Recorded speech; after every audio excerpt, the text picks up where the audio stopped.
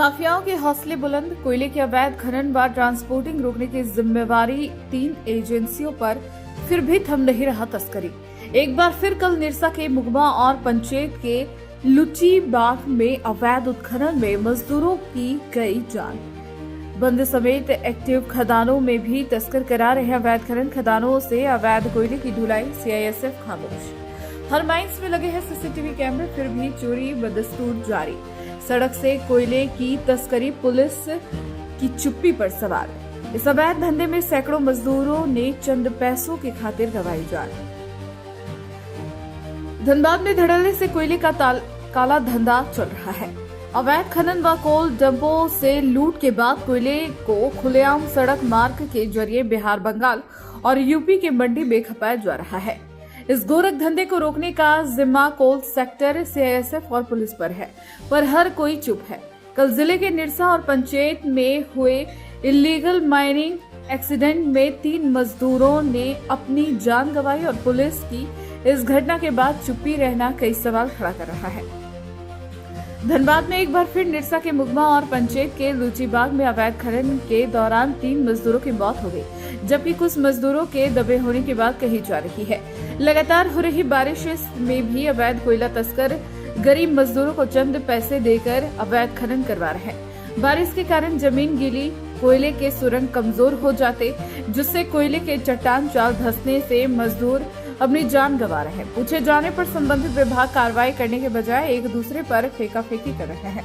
उनका लहजा बता रहा है कि हाल फिलहाल में अवैध खनन पर अंकुश मुमकिन नहीं। इसी कारण कोयला चोरों और तस्करों में कोई खौफ नहीं दिखता। न अवैध खनन रुक रहा और ढुलाई पर अंकुश लग पा रहा।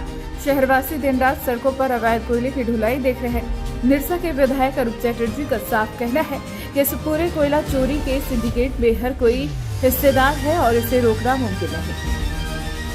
कोयले की सबसे ज्यादा अवैध खनन बीसीसीएल सहित अन्य कोल कंपनियों की बंद और खुली छोड़ खदानों से होता है।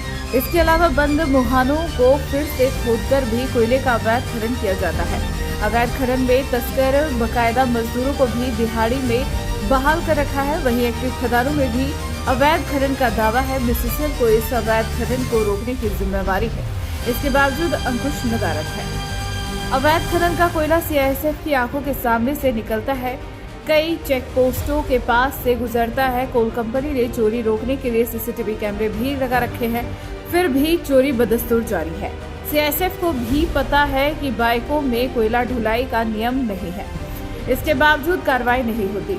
किन एक्टिव बंद या परित्यक्त खदानों से कोयले का खनन हो रहा है, यह सीआईएसएफ से भी छुपे नहीं है। खदानों के पास बोरियों में कोयले का स्टॉक होता है, यह भी संज्ञान में होती है, परंतु कार्रवाई खानापूर्ति ही दिखती है।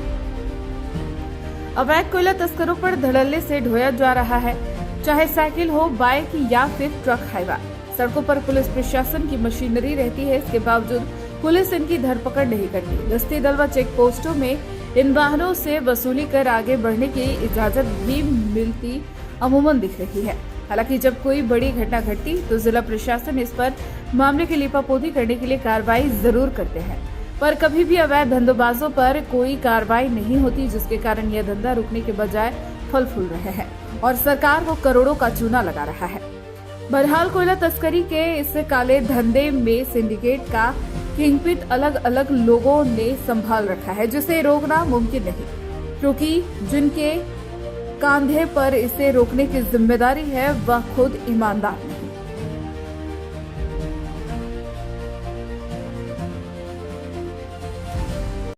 देखिए, चोरी को कभी लीगलाइज नहीं किया जा सकता है, चाहे कोऑपरेटिव हो या किसी भी माध्यम से। वो राजनीतिक तौर पर आप बोल सकते हैं, लेकिन चोरी कभी लीगलाइज नहीं हो सकती है। और इस सिस्टम में सारे मतलब देश के सारे स्तंभ इसमें डूब गए।